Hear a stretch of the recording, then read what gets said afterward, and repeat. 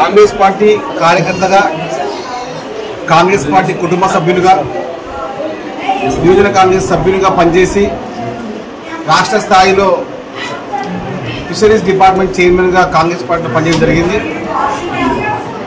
దాని యొక్క ప్రతిఫలమే కార్యకర్తలను నాయకులు చేశారనే నాయకత్వంలో పనిచేసిన రేవంత్ రెడ్డి గారి నాయకత్వంలో పనిచేసిన ప్రతి ఒక్కరికి కూడా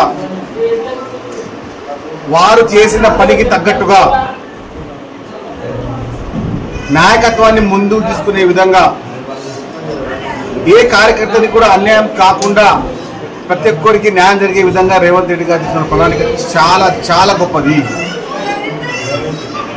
చాలా మంది చిన్న చిన్న కార్పొరేషన్ స్థాయి కోసం ఎన్నో పైరవీలు, కానీ కాంగ్రెస్ పార్టీలో ముఖ్యమంత్రి రేవంత్ రెడ్డి అయిన తర్వాత ఏ పైరవీ లేకుండా, ఎలాంటి గోపురం లేకుండా, ఎలాంటి రికమెండేషన్ లేకుండా మేము స్థాయిగా చైర్మన్గా నియామకం అంటే కేవలం రేవంత్ రెడ్డి గారు నాయకులను కార్యకర్తలని ప్రజల మధ్యలో ఉంచే విధంగా తీసుకొచ్చిన నిర్ణయానికి చాలా రుణపడి ఉంటాం.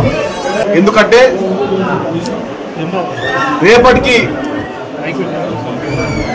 మత్స్యకార కుటుంబాల్లో ప్రతి కుటుంబాన్ని ఆదుకునే విధంగా మేము ఉంటాం. వారికి చేదోడు వాదోడుగా ఉంటాం. ప్రతి కుటుంబంలో మహిళా శక్తిని రూపొందిస్తాం, మహిళా శక్తిని పెంపొందిస్తాం.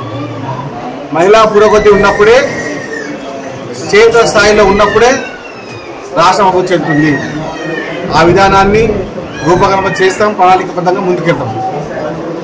మాటలు చెప్పే ప్రభుత్వం కాదు మాది, చేతల్లో ఉండే చేతి ప్రభుత్వం ఇది. అందరికీ చేయూతనిచ్చే ప్రభుత్వం ఇది. అందరినీ ఆదుకునే ప్రభుత్వం, అందరికీ చేయూతనిచ్చే ప్రభుత్వం ఇది. అందరినీ ఆదుకునే ప్రభుత్వం ఇది. రేవంత్ రెడ్డి గారి నాయకత్వంలో మేము పనిచేస్తున్నామని గర్వపడుతూ రేవంత్ రెడ్డి గారి సూచనల మేరకు ప్రతి మత్స్యకార కుటుంబాన్ని ఆదుకునే విధంగా ముందుకెళ్తాం. ఏ సమస్యనైనా పరిష్కరించే విధంగా రూపకల్పన చేస్తాం. అందరినీ ఆదుకుంటాం. తప్పు చేసిన వారిని ఎవరిని వదిలిపెట్టాం. రేవంత్ రెడ్డి గారి నాయకత్వాన్ని బలపరుస్తూనే ఉంటాం. కాంగ్రెస్ పార్టీ కార్యకర్తగా, కాంగ్రెస్ పార్టీ కుటుంబ సభ్యునిగా ఇప్పుడు మీ ముందు ఫిషరీస్ డిపార్ట్మెంట్ ఫెడరేషన్ చైర్మన్గా ముందు మాట్లాడుతున్నాను. రేవంత్ రెడ్డి గారి సారథ్యంలో పనిచేయడంలో మాకు చాలా గర్వంగా ఉంది. వారి నాయకత్వంలో ముందుకెళ్తాం. ధన్యవాదాలు.